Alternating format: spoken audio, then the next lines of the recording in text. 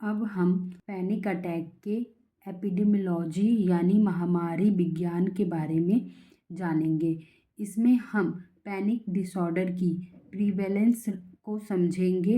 Research के according life time में 3% से 5% लोगों को कभी ना कभी पैनिक अटैक होता है।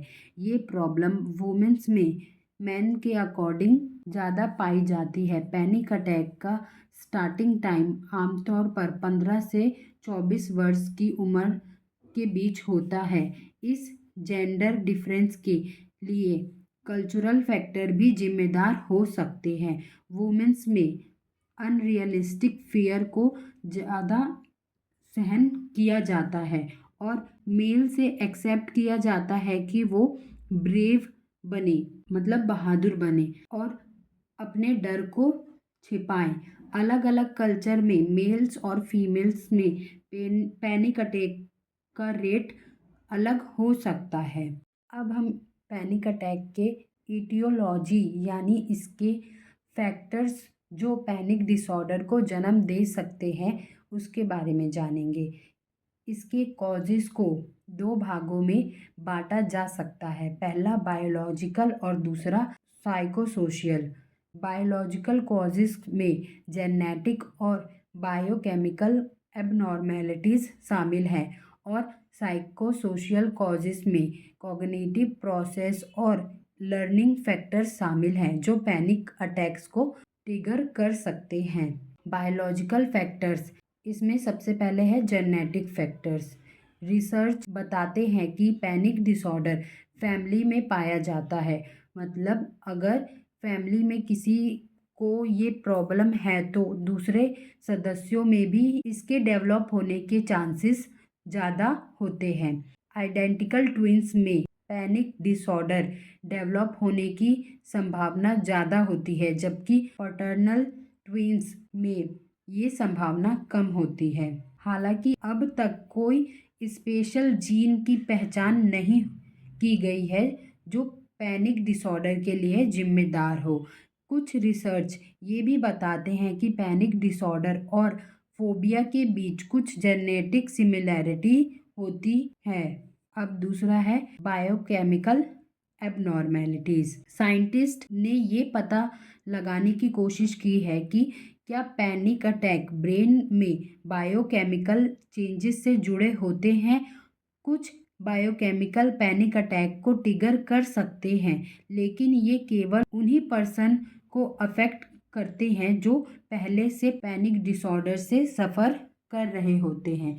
इस कारण ये माना जाता है कि नॉर्मल पर्सन और पैनिक डिसऑर्डर से सफ़र करने वाले पर्सन के ब्रेन में कुछ न्यूरो बायोकेमिकल डिफरेंस हो सकते हैं।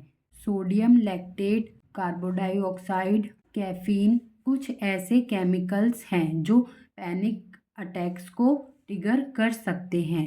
हालांकि साइंटिस्ट का मानना है कि कोई सिंगल न्यूरो बायोलॉजिकल प्रोसेस सभी तरह के पैनिक अटैक के लिए जिम्मेदार नहीं होते। ब्रेन के कुछ इम्पॉर्टेंट पार्ट्स जो पैनिक अटैक में रोल निभाते हैं। पहला हिप्पोकैम्पस और लोकस कोरूलियस। ये दोनों पार्ट्स एक्सटर्नल और इंटरनल स्टिमुली की निगरानी करते हैं और ब्रेन के प्रोसेस को कंट्रोल करते हैं। और दूसरा एमिगडाला। ये ब्रेन का एक इम्पॉर्टेंट पार्ट है जो फियर नेटवर्क यानी डर के जाल को कंट्रोल करता है। अगर इस एरिया में सेंसिटिविटी बढ़ जाती है तो पर्सन को ज़्यादा एंजाइटी और पैनिक अटैक हो सकते हैं। नॉर एड्रेनर्जिक एक्टिविटी, ये सिंपैथेटिक नर्वस सिस्टम का एक इम्पॉर्टेंट पार्ट है और टेंशन, अटेंशन, स्टिमुलेशन और इमोशनल प्रोसेस को कंट्रोल करता है। इसके बढ़ने से दिल की धड़कन तेज हो जाती है और सांस लेने में प्रॉब्लम करता है जिससे पैनिक अटैक की संभावना बढ़ सकती है। बेंजोडाइजेपाइन रिसेप्टर्स और GABA न्यूरोट्रांसमीटर पैनिक डिसऑर्डर से सफ़र करने वाले लोगों में इन रिसेप्टर्स में एबनॉर्मेलिटी पाई गई है। GABA न्यूरोट्रांसमीटर टेंशन और एंजाइटी को कंट्रोल करने में इम्पॉर्टेंट रोल निभाता है। पैनिक अटैक के पीछे बस बायोलॉजिकल फैक्टर्स ही नहीं होते, बल्कि साइकोलॉजिकल फैक्टर्स भी बड़ी भूमिका निभाते हैं। इनमें लर्निंग और कॉग्निटिव फैक्टर्स मेन हैं। लर्निंग फैक्टर्स के according panic attack learning response के रूप में हो सकते हैं, मतलब हम इसे लर्न कर सकते हैं। इसे कंडीशनिंग के थ्योरी से समझते हैं। मान लीजिए माया नाम की एक लड़की पहली बार अंडरग्राउंड ट्रेन में ट्रैवल कर रही है और उसे वहाँ पैनिक अटैक हुआ। अब उसके ब्रेन ने ट्रेन की सिचुएशन को खतरे के रूप में जोड़ दिया। अगली बार जब भी वह भीड़ भाड़ वाली जगह पर जाएगी या किसी गाड़ी में होगी तो उसे फिर से पैनिक अटैक होने का डर रहेगा। इस तरह उसका ब्रेन ये सीख लेता है कि ट्रेन या भीड़ भाड़ वाली जगहों पर उसको पैनिक अटैक हो सकता है। इस प्रोसेस को फियर ऑफ फियर भी कहा जाता है। इंटरनल स्टिमुली भी ट्रिगर कर सकती है। फॉर एग्जाम्पल, अगर किसी पर्सन का हार्ट रेट बढ़ जाता है और उसने पहले पैनिक अटैक का एक्सपीरियंस किया है तो उसे यह लगेगा कि उसे फिर से पैनिक अटैक आने वाला है। इस तरह बॉडी में होने वाले छोटे छोटे बदलाव भी पैनिक डिसऑर्डर वाले लोगों के लिए ट्रिगर बन सकते हैं। अब इसके कॉग्निटिव फैक्टर्स के बारे में जानते हैं। कॉग्निटिव अप्रोच पैनिक अटैक को इस बेस पर समझाता है कि पर्सन अपने बॉडी एक्सपीरियंस और इंटरनल क्यूज को कैसे एक्सप्लेन करता है। हाइपर सेंसिटिविटी का अफेक्ट, कुछ लोग अपने बॉडी में होने वाले बदलाव जैसे तेज हार्ट रेट के प्रति बहुत हाइपर सेंसिटिव होते हैं। वे इन बॉडी चेंजेस को कैटास्ट्रॉफिक तरीके से एक्सप्लेन कर सकते हैं, यानी वह ये सोच सकते हैं कि ये किसी सीरियस बीमारी जैसे दिल का दौरा का संकेत है। ये गलत एक्सप्लेनेशन पैनिक अटैक को बढ़ावा दे सकता है।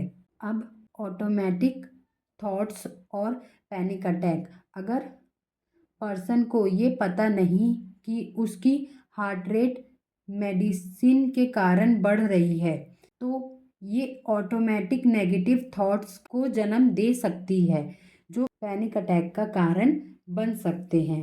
एग्जाम्पल, एक एक्सपेरिमेंट में पैनिक डिसऑर्डर से सफ़र करने वाले मरीजों की हार्ट रेट को दवा के द्वारा बढ़ाया गया और ये देखा गया कि जिन पेशेंट्स को पहले से बता दिया गया था कि उनका हार्ट रेट दवा के कारण बढ़ रहा है, उनमें पैनिक अटैक बहुत कम पाया गया। मतलब उन पेशेंट्स को पैनिक अटैक बहुत कम हुआ और जिनको ये बात नहीं बताई गई थी उन्होंने इस हार्ट रेट के बढ़ने को सीरियस प्रॉब्लम समझ लिया और उनको पैनिक अटैक हो गया। इससे पता चलता है कि हमारा एक्सपीरियंस इस बात पर निर्भर करता है कि हम अपनी बॉडी यानी बॉडी की सेंसिटिविटी को कैसे समझते हैं। पैनिक अटैक एक सर्कल की तरह काम करता है जिसमें बहुत सारी फेजेस हैं। पहला, एक्सटर्नल या इंटरनल स्टिमुलस ट्रिगर बनाती है। दूसरा, पर्सन इन स्टिमुलस को थ्रेट्स यानी खतरे के तरह परसीव करता है। पर्सन अपनी बॉडीली सेंसेशन को कैटास्ट्रॉफिक इंटरप्रिटेशन करता है। इससे शरीर में डर बढ़ जाता है। फिर ये प्रोसेस फियर टू फियर को जन्म देता है। ये साइकिल इसी तरह से चलता रहता है जिसके कारण पैनिक अटैक का खतरा बना रहता है। अब है कॉग्निटिव बायर्स। पैनिक अटैक से सफ़र करने वाले लोग कुछ शब्दों और एक्सपीरियंस के प्रति ज़्यादा सेंसिटिव होते हैं। वो अक्सर बेहोशी, सांस फूलना जैसे शब्दों को खतरे से जोड़ते हैं। ये कंट्रोवर्शियल टॉपिक है कि क्या ये बायर्स पहले से थे या बार बार होने वाले पैनिक अटैक के कारण डेवलप हुए हैं। कुछ लोगों में एक स्पेशल कॉग्निटिव ओरिएंटेशन पाया जाता है। ये उन्हें दूसरे लोगों के कंपैरिजन में ज़्यादा सेंसिटिव बनाता है, जिससे वे कुछ स्टिमुलेशन को जल्दी पैनिक ट्रिगर के रूप में पहचान लेते हैं। अब इसके ट्रीटमेंट के बारे में जानते हैं। पैनिक डिसऑर्डर का इलाज 2 तरीकों से किया जा सकता है।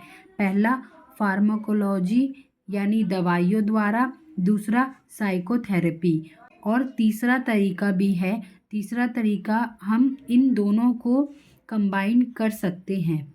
फार्माकोलॉजी ट्रीटमेंट में पहला है बेंजोडाइजेपाइन मेडिसिन। इसमें एल्प्राजोमल और क्लोनाजेपम जैसी मेडिसिन्स पैनिक अटैक को रोकने के लिए दी जाती है। ये तुरंत असर करती है, लेकिन इसका एक नेगेटिव साइड भी है कि ये एडिक्टिव हो सकता है। दूसरा एंटी डिप्रेसेंट। इसमें ट्राइसिक्लिस और SSRI यानी सिलेक्टिव सेरोटोनिन रीअपटेक इनहिबिटर्स का यूज़ भी किया जाता है। ये इफ़ेक्टिव होते हैं, लेकिन इनका असर धीरे धीरे होता है।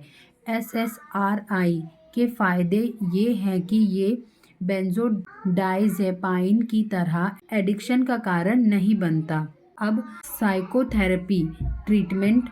इसमें पहला है रिलैक्सेशन एंड ब्रीथिंग टेक्निक्स। इसमें पेशेंट्स को बॉडी के मसल्स को ग्रेजुअली रिलैक्स देना सिखाया जाता है।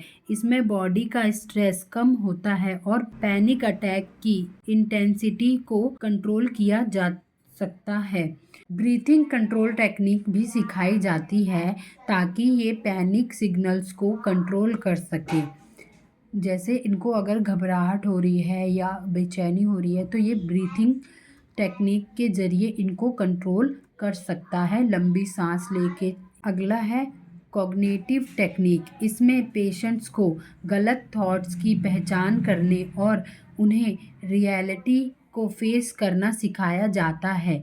फॉर एग्ज़ाम्पल, पेशेंट से पूछा जा सकता है कि सबसे बुरा क्या हो सकता है और फिर इस बात की पॉसिबिलिटी को रियल लाइफ में फेस करना सिखाया जाता है। पेशेंट को उन ट्रिगर क्यूज़ की पहचान और कंट्रोल करने में मदद दी जाती है, जिससे वो ओवर रिएक्टिव रिस्पॉन्स से बच सके।